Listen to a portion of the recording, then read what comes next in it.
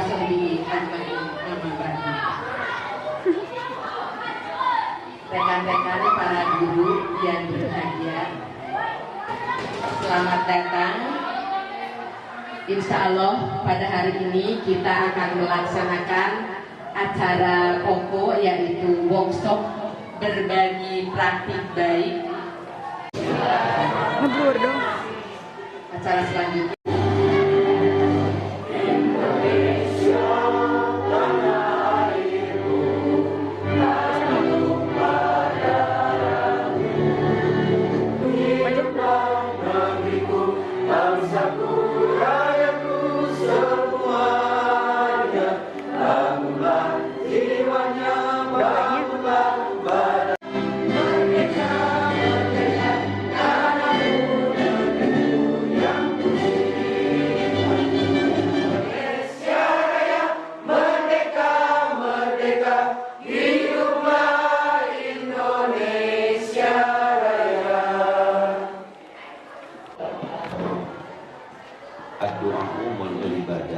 Doa itu adalah intinya ibadah, ya.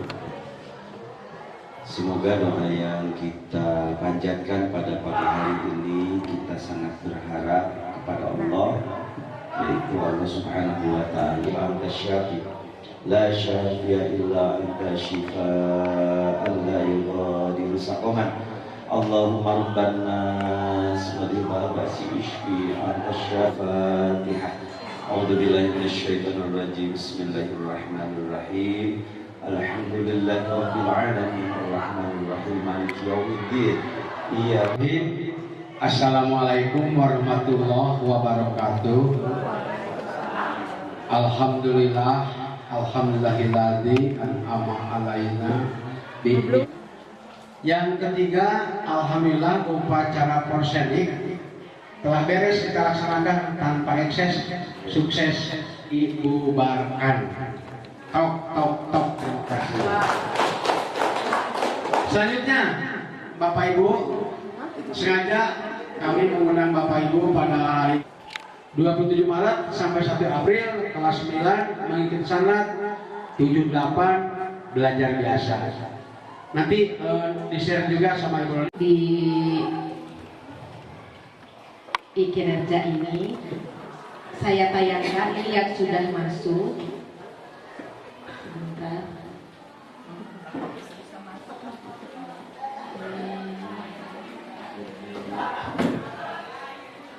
Kalau sudah masuk Bapak Ibu, nah, iya, jadwal observasinya. Tentukan tingkatannya, sudah ada pilihan kelas berapa, mata pelajaran apa, catatannya itu jam keberapanya. Ada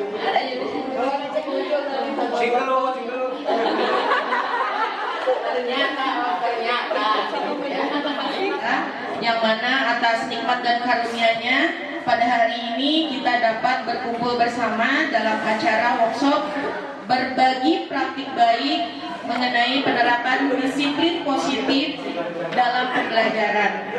Sholawat serta salam semoga selalu tercurah limpahkan kepada Nabi besar kita, Nabi Muhammad SAW, kepada keluarganya, kepada penerapan disiplin positif yang akan disampaikan oleh saya sendiri dan juga oleh Mr. Yudi. Sebagai sampok akan diingat oleh murid, tetapi murid akan mengingat bagaimana guru memperlakukannya dan bagaimana guru menginspirasinya. Jadi ketika mereka keluar dari hanya soal pilihan capres dan cawapres yang berbeda, nanti kita juga mungkin akan berbeda pendapat dan berbeda yang lainnya, gitu ya. Jadi Bapak Ibu jangan malu-malu jika nanti mengeluarkan pendapatnya atau mau mempresentasikan sesuatu di depan, ya, kita berpartisipasi penuh. Kemudian yang terakhir adalah mengikuti kelas dengan perasaan yang gembira. Jadi kita happy-happy aja di sini Bapak Ibu. Ya, lupakan dulu dan menurut KHD. KHD itu apa ya? Iya, Ki Hajar Dewantara, ya. Nah, kemudian yang kedua mengenai disiplin positif, nanti kita akan sampaikan apa hubungannya paradigma belajar menurut Ki Hajar Dewantara dengan disiplin positif, ya. Nah kemudian nanti Mr. Yudi akan berbagi praktik baik untuk membuat kesepakatan. Mungkin 2 orang, satu dari bapak-bapak dan satu dari ibu-ibu. Ya, mau SD, SMP, TK, Ya, boleh. Kalau dulu. Punya pengalaman. Ya, terima kasih. Assalamualaikum warahmatullahi wabarakatuh.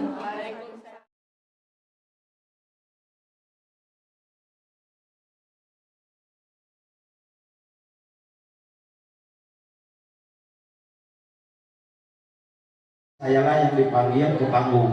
Dan seumur-umur ya pada waktu kelas 5 lah mulai saya dipanggil ke panggung sebagai ranking begitu. Itu pengalaman yang paling berharga. Mungkin ada ibu-ibu lagi. Mana ya? Waktu di sekolah, teringat waktu dulu, waktu SMP, saya tidak ranking ya, tidak pernah ranking, tidak. Entah buat apa gitu ya. Entah buat apa si gurunya itu disuruh mengumpulkan silet gitu oleh guru PKN. Katanya ujian remedial. 1, 2 mah enak aja begitu ya, enak apa ya? diajar sama guru yang kelas 1, 2. Pas kelas 3-nya diajar oleh seorang guru yang jarang menjelaskan, tapi dia itu sukanya cerita tentang keluarga, begitu semangat ya kalau cerita tentang keluarga mah. Tapi jarang menjelaskan materi gitu. Terus suatu kali dia datang ke kelas, ternyata tidak mengajar, malah memberikan tugas menyelesaikan satu soal dari berbahasa Inggris. Itu soalnya itu ada saya mah rada-rada nakalnya tataros we itu tataros iya bahasa Indonesia nah.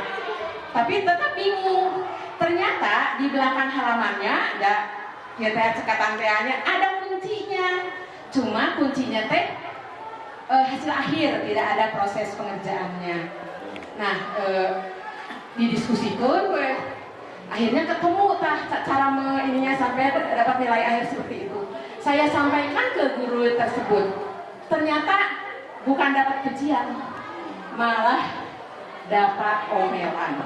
Katanya, kamu ya tanya-tanya gitu ya sama guru lain, sama guru bahasa Inggris katanya. Terus, gitulah. Jadi usaha kita tidak dihargai. Ya, tepuk tangan untuk ibu. Ya, jadi apa yang disampaikan oleh guru kadang yang menyakitkan gitu ya Bu ya, dan terngiang sampai seumur hidup kita gitu. Ya, saya juga sama punya pengalaman. Ya, Bapak Ibu, apa yang disampaikan oleh Ibu Noneng kemudian memiliki budi pekerti yang luhur. Jadi bukan memaksa pendidikan tuh kata KHD tuh, tapi menuntun. Jadi kita guru itu sebagai among sebutnya, sebagai penuntun begitu. Seperti kalau dianalogikan itu seperti petani. Boleh anak merdeka, tapi sistemnya tidak diukur. Kalau memang boleh merdeka anak memilih, artinya mata pelajaran pun harus pilihan murid, jangan dicekoki dengan 11 mapel yang wajib dipelajari. Ya, betul ya, sistemnya memang untuk untuk perubahan itu ya Pak Irman. Makanya kita semangat perubahan itu ya, untuk merubah sistem katanya harus berubah gitu ya, harus memerdekakan. Kalau sistemnya tidak memerdekakan, gimana kita bisa berubah ya? Begitu, betul sekali Ibu ya. Gitu. Makanya Bapak Ibu, ini biasanya dilakukan oleh anak untuk menghindari ketidaknyamanan atau hukuman. Jadi mereka melakukan itu karena untuk menghindari hukuman, ya, gitu. Itu ekstrinsi. Kemudian biasanya motivasi ekstrinsi ini untuk mendapatkan imbalan atau penghargaan, reward. Ya, kalau ada rewardnya nih, siapa yang bisa jawab nih dapat 10.000, itu ekstrinsi, gitu. Ya, seperti itu. Ya, nah sedangkan motivasi intrinsik atau internal ini biasanya dilakukan untuk menghargai diri sendiri dan orang lain yang datangnya dari dalam diri sebagai kontrol. Ya, sebagai kontrol diri. Kita kan yang mengontrol motivasi internal mah dari dalam diri kita gitu. Ketika siswa sudah memiliki motivasi intrinsik ini, maka dia akan mampu melakukan disiplin. Ibu dan satu orang dari bapak-bapak untuk merefleksikan apa yang saya sampaikan mengenai paradigma belajar menurut Ki Hajar Dewantara kaitannya dengan disiplin positif. Silakan Bapak Ibu. Ya boleh Bapak. Ke depan aja Pak. Ini baik ketemu Ustaz biasa. Balik santuang gimana nih? Pemahaman kedua. Bismillahirrahmanirrahim. Luar biasa. Iya. Ini bukan apa namanya, bukan refleksi, tapi hanya sekedar mungkin menyamakan sebuah persepsi ya, pandangan bahwa meskipun kita semua sudah mengakui bahwa Ki Hajar Dewantara itu adalah sang pelopor pendidikan nasional, tetapi ada satu hal yang mungkin agak sedikit berbeda dengan pola pemikiran saya dari penggalian agama ya, terutama adalah prinsip belajar masalah menuntun, Bu. Jadi ini Warahmatullahi wabarakatuh. Ya, ada pertanyaan pemantik, mohon dijawab ya. Ini mah sharing saja.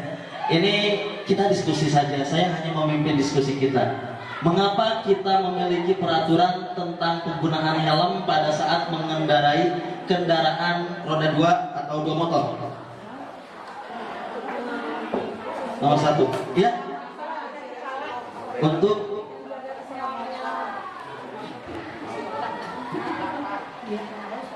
karena kepala adalah pusat segala saraf, jadi perlu dilindungi. ya. Apalagi dengan mengendarai kendaraan itu bisa terjatuh, kemungkinan bisa saja untuk melindungi tersebut menggunakan helm yang benar. Ada peraturannya ya, Bu ya? Dalam undang-undang ada ya? Iya. Tapi masih saja ada yang tidak melaksanakan peraturan tersebut, mentaati peraturan tersebut ya? Pasti. Iya. Seperti itulah. Setiap saat. Sebelah sana disuruh yang jauh, sebelah sini Bapak. Ya. Oh, Pedi katanya. Oke, boleh bertanya. Dari yang lain boleh. Cek. Yang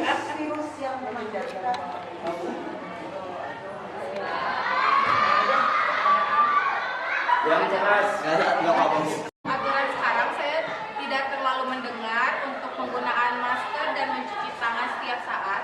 Tetapi ketika saat COVID itu memang harus diwajibkan karena kita agar terhindar dari bakteri atau kuman-kuman atau virus-virus yang jahat. Terima kasih. Yang Jahara. Nah, itu juga peraturannya waktu itu sudah jelas, ada, tertulis dan diatur oleh undang-undang, tapi sekarang tidak. Ya, sekarang mungkin peraturannya direvisi atau tidak memiliki aturan tertulis untuk tidak memukul orang sembarangan. Ada nggak peraturan tertulis, Pak? Janganlah memukul orang sembarangan. Ada tidak? Ya, kenapa? Sudah aturan. Kan tidak ada aturan, kita pukul saja. Emosi. Iya. Apa yang menahan diri kita untuk tidak memukul orang sembarangan?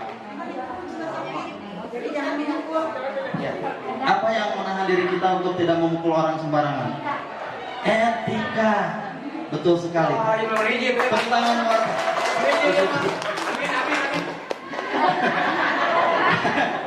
Apakah beretikakah atau beradabkah ketika kita memukul orang sembarangan gitu? Wah, aku lagi mumet nih, aku pengen menenggak tuh. Tidak mungkin kan?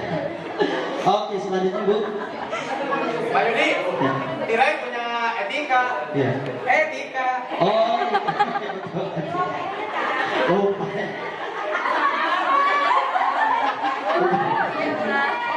Oke. Sekarang kita explaining dulu ya. Ada kata otot. Paham? Kita latihan dulu sebelum gamesnya dimulai. Kata otong semuanya berdiri. Oke, kata otong semuanya tepuk 1 kali. Tepuk 2 kali. Nah, itu salah. Karena tidak ada kata otongnya. Sekarang duduk semuanya. Nah, sekarang kita mulai games yang betulnya ya. Oke. Kata otong semuanya berdiri. Kata Otong, tepuk tangan 1 kali. Tepuk tangan 2 kali. Konsentrasi. Yang ada kata Otongnya saja yang dilakukan ya. Oke. Kata Otong semuanya lompat 1 kali. Kata Otong semuanya lompat 2 kali. Lompat 1 kali. Ya.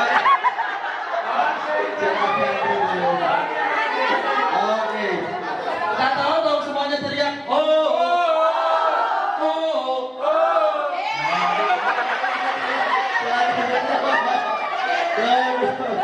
Silakan duduk. Selanjutnya, kata Otong semuanya pegang kepala, semuanya pegang telinga. Oke. Sama. Pengawas. Oke, awasi. Tepuk tangan, silakan duduk.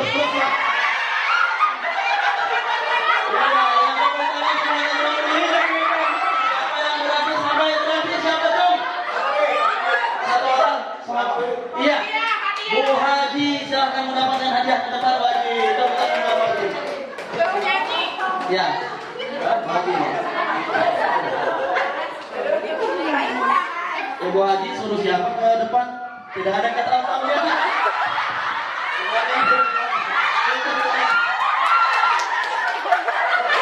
Alhamdulillah.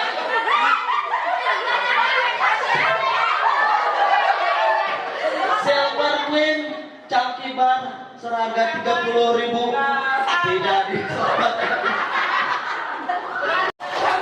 Gamesnya berakhir, kata Otong, gamesnya berakhir semuanya tepuk tangan.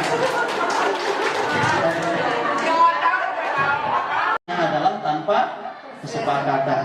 Tapi kenapa Bapak Ibu sangat senang mengikutinya karena ini adalah games. Bayangkan ketika di kelas. Nah, oke, selanjutnya. Apakah konsep peraturan di atas baik jika dipraktikkan di kelas? Ya kalau gamesnya memang baik.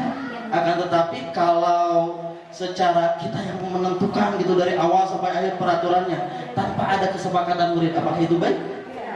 Tidak tentunya. Oke, selanjutnya. Nah ini dia, kita dari saya sama Bu Lucy. Jadi peraturan kelas seperti apa yang Bapak Ibu inginkan di dalam kelas, mau itu di kelas ini ataupun di kelas yang nyata, di kelas. Acungkan tangan bagi yang setuju. Peraturan dari Pak Yudi, merokok hanya dilakukan di luar ruangan aula, ruangan workshop. Acungkan tangan. 1, ya. Ada 50% yang setuju, ada yang 50% yang tidak setuju. Berarti ini perlu hal atau bagian yang penting. Setuju? Setuju ya. Selanjutnya dari yang belum dibaca ya, Bu Sartika, tidak bermain HP sewaktu tidak dipakai pembelajaran. Setuju? Setuju. Oke, selanjutnya bukan nih, peserta boleh meninggalkan ruangan ketika selesai acara terkecuali hal mendesak. Ketika boleh meninggalkan ruangan ketika ya meninggalkan ruangan ya kalau selesai. Siapa lagi yang mau diam di sini ketika selesai acara? ketika sedang acara tidak boleh ada yang keluar. Iya, oke. Hanya boleh ketika selesai ya. Setuju berarti setuju? Nah, hal ini bisa kita lakukan di kelas dan kita bisa menceklis manakah yang setujunya dan dibagikan ya dan diurutkan. Aturan itu yang ada di benak siswa itu berarti serikannya dengan hukuman. Kalau misalnya dijalankan kadang-kadang dapat apresiasi, kalau misalnya tidak dijalankan pasti dapat hukuman. Nah, itu aturan. Kalau keyakinan, karena keyakinan ini sudah disepakati dari awal, berarti bukan hukuman di situ. Jadi ada kesadaran pada dia atas konsekuensi yang telah dia lakukan. Iya, tepat sekali. Ada yang mau menyanggah atau setuju semuanya? Sepakat setuju ya. Ketika anak-anak menjalankan peraturan itu tidak ikhlas, cenderung tidak yakin dan akhirnya terpaksa, sehingga ketika peraturan itu tidak konsisten dilaksanakan, anak-anak akan memberontak dan tidak mentaati peraturan tersebut. Beda dengan keyakinan. Ya. Coba tulis dulu kata-kata di sini atau peraturan-peraturan yang harus di kelas itu seperti apa, yang jangan di kelas itu seperti apa. Setelah ditulis, dirumuskan, nanti rubah kepada keyakinan kelas. Ya, dibagikan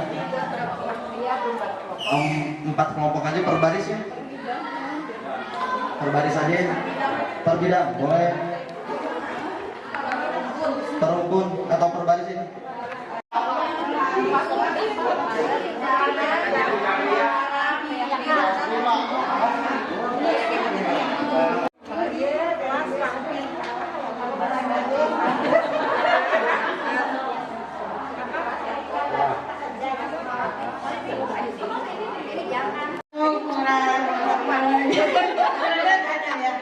Oke, Bismillahirrahmanirrahim.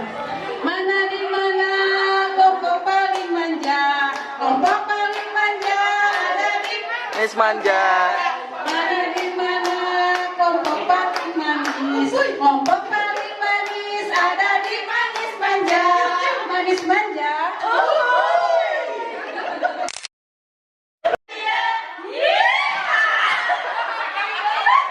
Sekali lagi,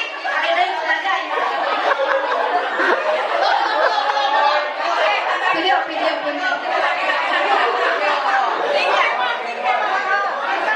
Benar video. Ya. 3, 2, 1, action. Kita kelompok dari Bringka. Bringka itu, bringka dia.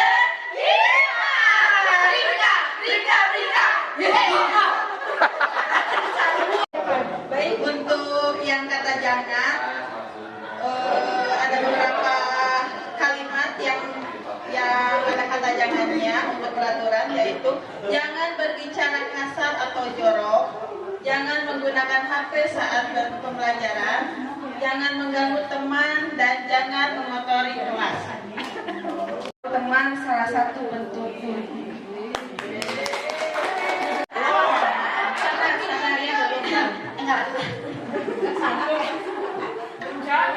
Tentunya Kang Irman Cesi.